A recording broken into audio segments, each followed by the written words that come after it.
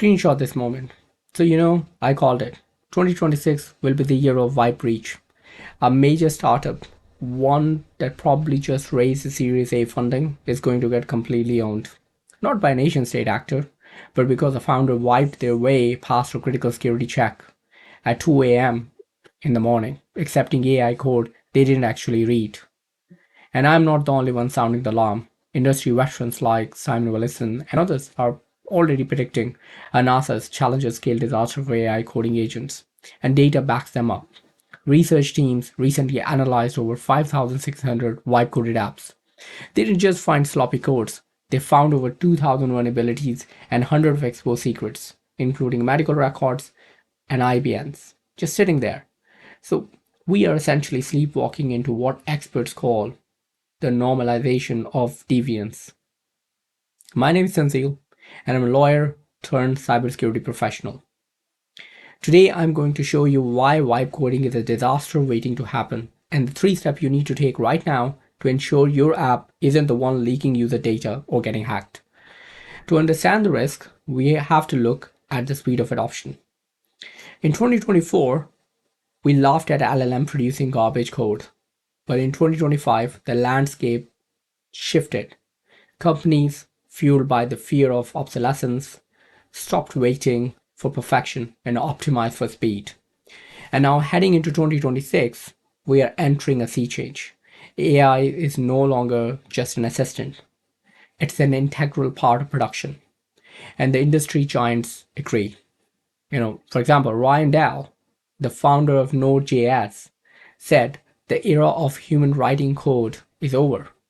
Sundar Pichai, the Google CEO, noted that nearly 30% of the new code at Google is generated by AI. Even Linus, the inventor for Linux kernel, is embracing these tools. So the message is very clear.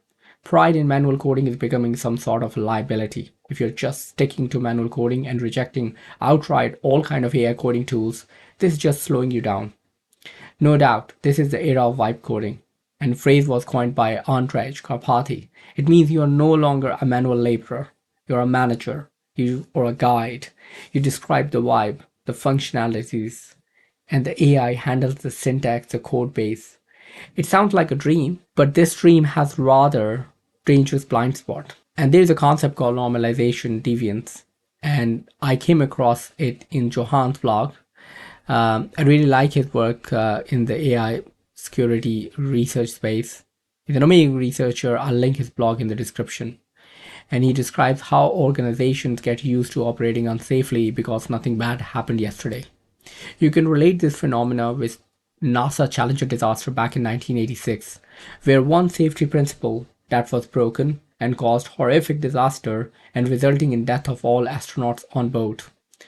The normalization of deviance there was the shift from component damage is a design violation to component damage is an acceptable flight risk. And here in today's AI era, we see disclaimers like AI can make mistakes or double check responses. We unconsciously lower our bar for safety. We accept that our tools are unreliable narrators, but the velocity is so addictive and required to compete in the market, we just need them. And here is where it gets technical. In the pre-wipe world, a security backlog was a static debt, a list of known issues you would fix eventually, and they are in your Jira. But when you prompt an LLM to add a feature, it looks at your existing code and understands the patterns. If it finds a pattern which could be vulnerable and it's in your backlog, but it's in your code base, it treats it as an approved code. So when you prompt an LLM to add feature, it looks at your existing code. If it finds a vulnerable pattern in your code base, it treats it as an approved pattern. Even it means there is a vulnerability to be fixed in your backlog. Your backlog is no longer static. It is an active dynamic risk that is shaping with every new line of code you generate. So when you apply vibe coding discriminately, you're not just moving fast, you're accumulating risk at an unprecedented rate. This leads to run a safe paradox. So when you look at the piece of a generated code, you're essentially asking 2 questions. 1, does it run? 2, is it safe to run? So AI is optimized to answer the first question. It generates the code that compiles and ships features. But the second question, involving edge cases, input validation, sanitization, authentication flows, requires a depth of analysis that AI often glosses over. This creates a momentum trap. So when AI generates 200 lines of code, that works on the first time, your incentive to audit the code plummets. Why spend hours debugging something that is working? It's not broken. You can spend this time to build something new or add another feature. Your brain literally fights against it. You have a momentum and you want to ship. And humans are terrible at reading 500 lines of generated code to find out one subtle vulnerability. Essentially, we are pattern matchers. We look at we look for the shape that look right and move on. An AI is trained specifically to produce the code that looks right. There are same vulnerabilities that keep appearing in the AI generated code. And I came across various research papers suggesting exactly the same thing.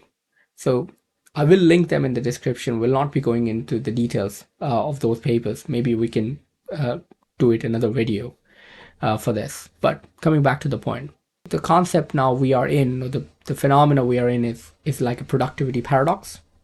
The more productive the AI makes you, the less safe your code is becoming. And don't look at the vendors to save you. We're already in a vendor dilemma.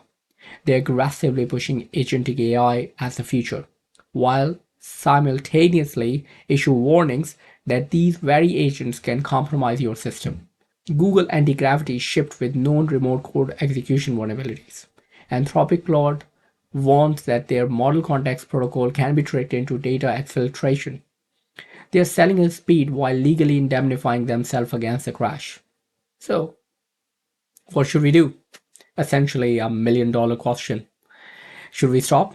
Should we ban LLMs or all kind of AI and forget about vibe coding? Of course not.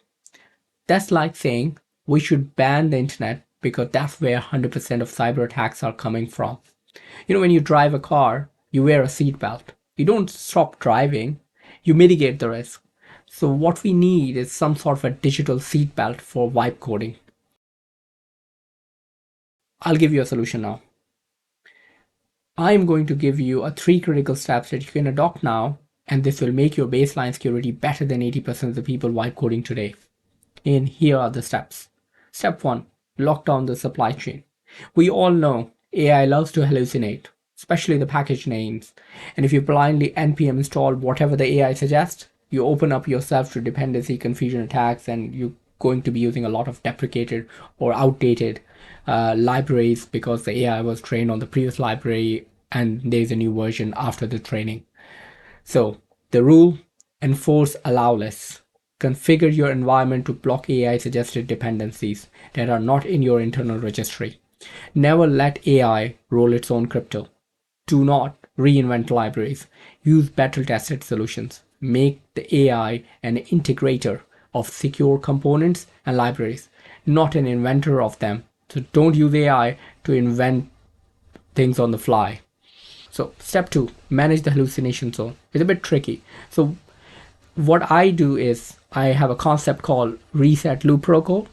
Modern models have massive context windows, 200,000 tokens for Claude, Gemini, and that amounts to roughly like 2,000 line of codes, give and take. That's larger than the entire Python request library. And for context, Python request library is like 17,000 line of code. So you can put the whole library in the context of Claude, for example. But larger the context, the more distracted the AI agent gets. It loses track of security constraint.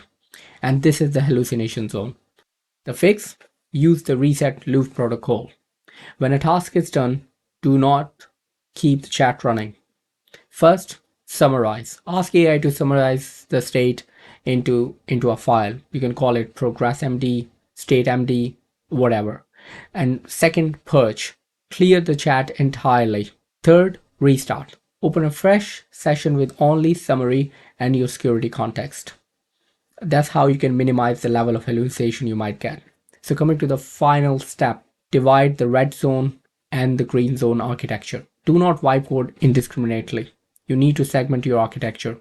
Green zone, this could be your presentation layer, UI, UX, CSS error, won't bankrupt the company. Use AI here to iterate fast. And the red zone, this is the foundation. Authentication, IAM, access management, business logic, all lives here. So developer or the expert developers must never be replaced in the red zone. If you let an AI configure your firewall without expert oversight or IAM, you are inviting a catastrophe. In the red zone, AI augments, not drive. And vibe coding is here to stay. The speed is real. But remember, if you vibe code the wrong way, you don't just get bad code like from written by a novice dev. You get dangerous code at scale. So vibe code the green zone with agility and defend the red zone with scrutiny. And there's a rhyme to it. Well, so if you want to see the specific prompt I use for the reset loop summary, I've dropped it in the description. So don't normalize the deviance. Code safe. Let me know what you think. And if you want to know my thoughts on how AI is changing hacking, here's the link for you. I'll see you in the next one.